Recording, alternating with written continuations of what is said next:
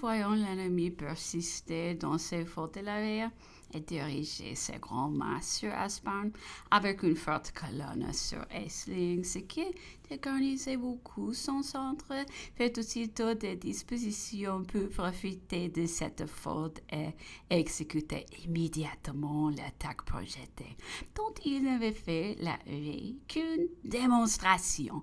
Elle devait détruire l'ennemi en les perçant par le centre.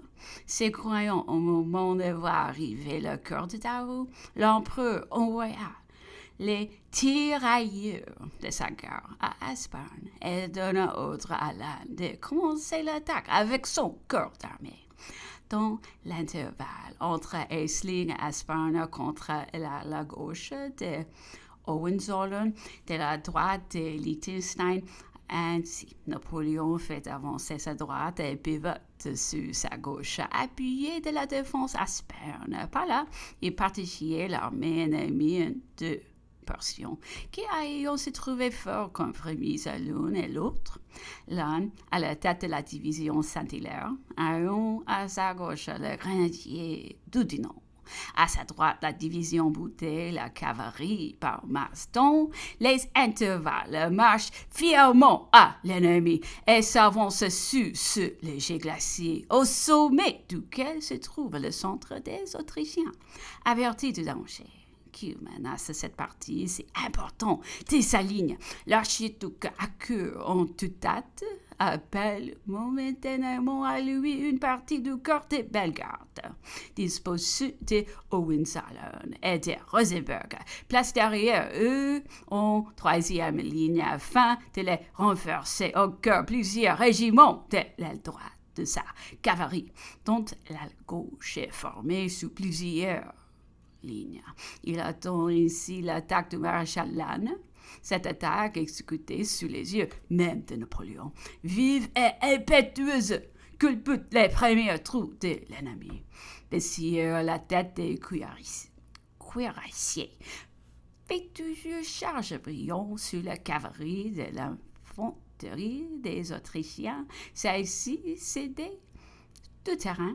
L'archiduc se met à la tête des régiments battus et les ranime par l'exemple de la plus brillante valeur. Il saisit le drapeau des arcs et se précipite dans le fort de la mêlée. Plusieurs de ses officiers sont blessés autour de lui.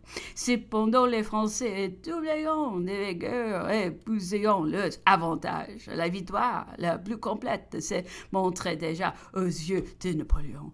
Lorsqu'au lieu de l'arrivée du maréchal de Vaux, il reçoit vers 7 heures du matin la nouvelle de la rupture de ses ponts, tel qu'il était impossible de songer à les réparer dans les journées. La fortune lui arrachait le plus beau triomphe.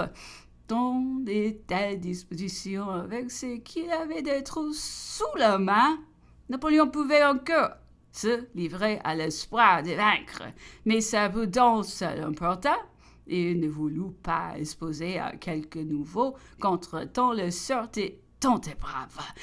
Dans cette plaine découverte, où les colonnes d'attaque pouvaient en mesure qu'elles s'avançaient être prises de flanc et à revers, il ordonna donc à Lannes de suspendre son attaque et de ramener ses troupes lentement dans leur première position, sa droite à Essling et sa gauche dans la direction d'Aspern. Si cette brillante attaque ne fut pas couronnée d'un succès complet, elle en imposait pour toutes les jours à l'ennemi, elle arrêta les attaques qu'il préparait et dégagea pour le moment nos halles vivement pressées. Le Sénat tenait toujours Aspern, l'ennemi venait d'y rentrer. Les tirailleurs de la jeune garde de Monderon allons chasser, nouvellement formés.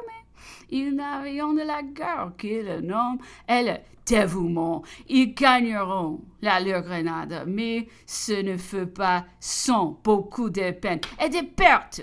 Ce village devait être encore disputé et pendant toute la journée pris et repris par l'une et l'autre partie, toujours avec plus de facilité par l'ennemi qui continuait à l'enterrer. toujours avec plus de peine et de courage pour nous qui n'y parvenions qu'au travers d'un défilé. Les murs s'amoncellant aspirent, les boulets les détruisant. L'incendie finit par dévorer le reste. On s'y bat corps à corps à l'arme blanche avec les plus grands acharnements. Masséna se multiplie, tous ses officiers sont frappés à 2 pas de lui. Il est le seul que le feu de l'ennemi n'éteint pas, semblant connaître et respecter les fils chéris de la victoire. Il fallait tout l'opinion traité de Masséna pour conserver ce poste si périlleux, mais si important, pris et repris 40 fois dans ces 2 jours. Après la rupture des ponts, les combats n'étaient plus qu'une horrible boucherie sans résultat, mais absolument nécessaire pour sauver l'honneur français et même cette partie de l'armée sur la rive gauche des fleuves. Car il ne fallait pas songer à repasser au milieu du combat. Les Juifs étaient en présence d'un ennemi si nombreux. On défilait tel que les faibles ponts des pontons. Il fallait absolument gagner la nuit. Et jusqu'à là, on imposait à l'archiduc. Vers midi, l'ennemi s'avisa enfin d'attaquer Dillol, qui est en arrière d'Asparne et qui ne posait qu'un bras étroit, presque dépourvu d'eau. Quelques postes nôtres en très faible quantité garnissaient ces îlots extrêmement voisins. Ils sont repoussés et revenus à l'autre côté, les pas de l'ennemi arrivant assez épaisses. Sur la communication d'Asperne avec le pont, les dangers étaient des plus grands. Si l'ennemi s'avançait en force de ce côté, si seulement il se maintenait sur le bord de l'îlot.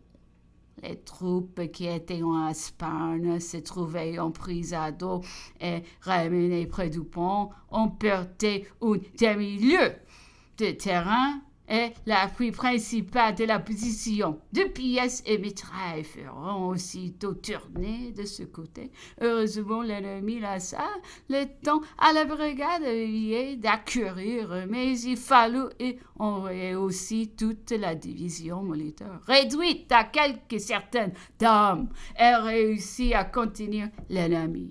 Et ce ne fut pas le moindre des services que Molitor rendit dans cette terrible journée.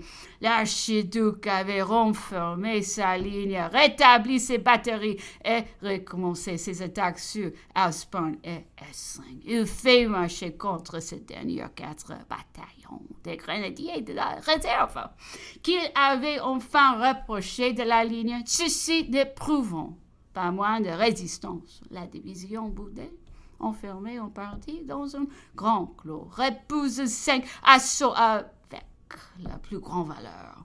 Les grenadiers hongrois sont si malmenés que l'archiduc est obligé d'accourir encore pour les retenir sur la ligne.